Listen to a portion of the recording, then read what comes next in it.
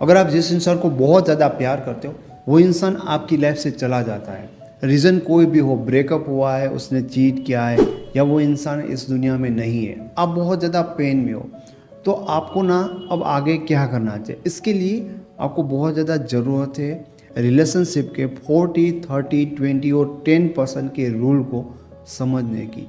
ये जस्ट आपके रिलेशनशिप ऊपर लागू नहीं होता कि एक गर्लफ्रेंड और बॉयफ्रेंड का रिलेशन, या आपकी लाइफ के ओवरऑल आपकी लाइफ में जितने भी रिलेशन बनेंगे ना उसके ऊपर ये रूल लागू होता है। एंड आपकी लाइफ में ओवरऑल ऐसी ही चीज़ें बनेगी। तो जब आपकी लाइफ में ऐसी चीज़ें बनती है तो आपको ना इस रूल की समझ होना बहुत ज़्यादा ज़रूरी है, ताकि आप ना ये बात समझ सको कि क्यों। क्योंकि जब लाइफ में ऐसी चीज़ें होती है तो आपके माइंड में एक क्वेश्चन बनता है कि यार क्यों, मेरे साथ क्यों।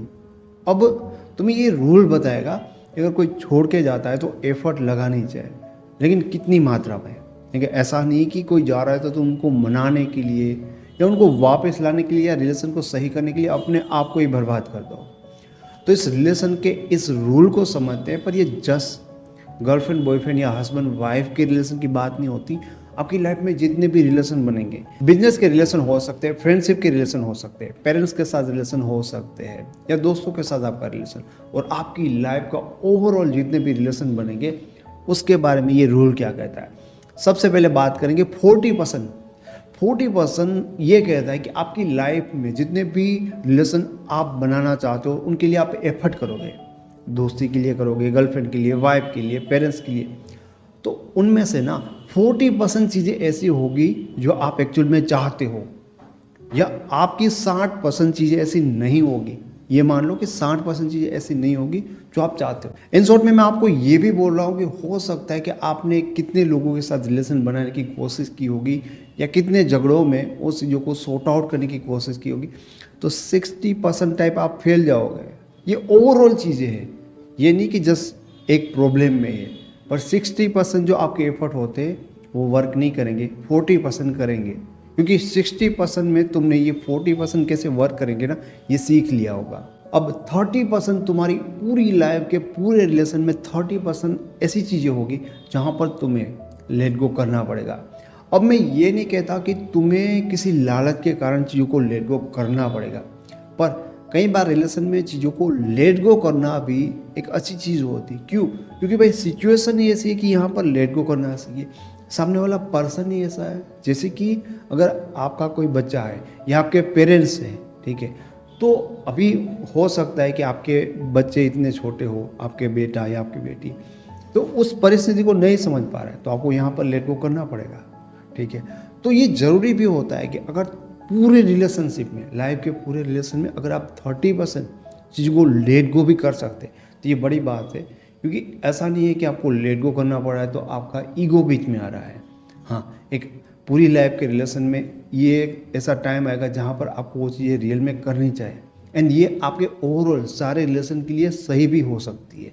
ऐसा नहीं है कि आपको लेट गो ही करना है।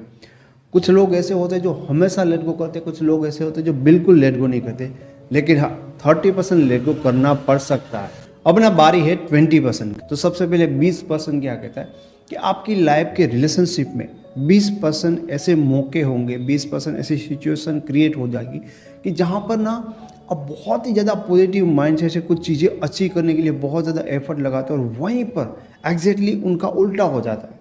यानी कि अगर चीज़ें सुधारने की तुमने बहुत बड़ी एफर्ट डाली और चीज़ें गलत होगी बहुत बुरी तरह से, जैसे कि ब्रेकअप पे होता है कि सामने वाले ने ब्लॉक कर दिया, अबे तुम्हें लगता है कि यार इसको कुछ मिसअंडरस्टैंडिंग हुई या कुछ ऐसी चीज़ें हुई, तुमने उसके दोस्त को कॉल कर दिया, तुमने उसके भाई को, तुमने उसके सिस्टर को, मतलब तुम्हारा बड़ा एफर्ट है, समझ रहे हो। कभी तुमने उन लोगों को कॉल नहीं किया था, लेकिन तुम अपने पार्टनर से पहुँचने के लिए ऐसा करते हो, एंड तुम्हारा पार्टनर इसका बहुत गलत, बड़ा मतलब गलत निकाल लेता है। क्या तुम तो हमारा फजेदा कर रहे हो, सबको बता रहे हो झगड़ा हुआ है, हमारा रिलेशन है, ठीक है।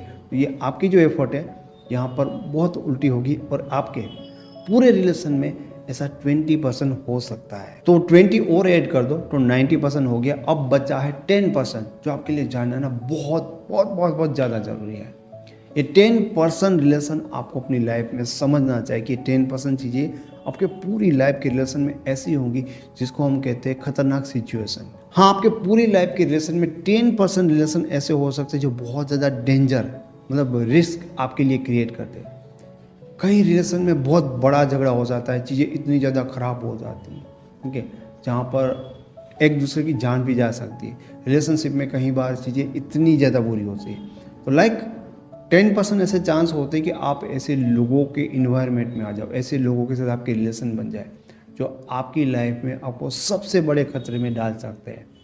तो जो इस तरह के रिलेशन होते हैं या 10% ऐसे रिलेशन होते हैं जिसमें से हो सके उतने जल्दी निकल जाना आपके लिए सही होता है। ठीक है, 10% ऐसी जगह रहती है कि ऐसे मौके बन सकते हैं कि आपको अगर लगे कि ये कुछ डेंजर पार्ट है आपकी लाइफ के रिलेशनशिप का, तो उस 10% को समझिए और वहाँ से हो सके उतना जल्दी निकल जाए, क्योंकि ये आपको आपकी लाइफ के बहुत बड़े रिस्क में भी धकेल सकते हैं। तो जब कभी आपके रिलेशनशिप में चीज़ें कुछ वर्क कर रही है, कुछ नहीं कर रही है, तो देखो, थोड़ा ऑब्जर्व करो यार कि तुम्हारी लाइफ में कुछ हसीन पल पे थी, कुछ अच्छे रिलेशन भी था, कभी बहुत बुरा भी एक्सपीरियंस हुआ, तो देखो ऐसा होता है। 40% तुम चाहते हो वैसी चीज़ें होती, 30% तुम्हें सेक्रीफाइस करना पड़ सकता है, 20% ऐसी चीज़ें होती है जहाँ पर तुम कुछ बहुत अच्छा करने जाते हो, चीज़ें एकदम उल्टी हो जाती है। एंड 10% रिलेशन ऐसे होते हैं जो बहुत रिस्की होता है आपके लिए, जहाँ से आपको निकलना और हो सके उतना जल्दी निकलना बहुत ज़्यादा ज़रूरी है। तो मैं उम्मीद करता हूँ कि आपको वीडियो पसंद आया होगा। वीडियो अच्छा लगा तो इसे लाइक करें, ऐसे वीडियो और देखना चाहते हो तो इस चैनल को सब्सक्राइब करें। Thank you so much.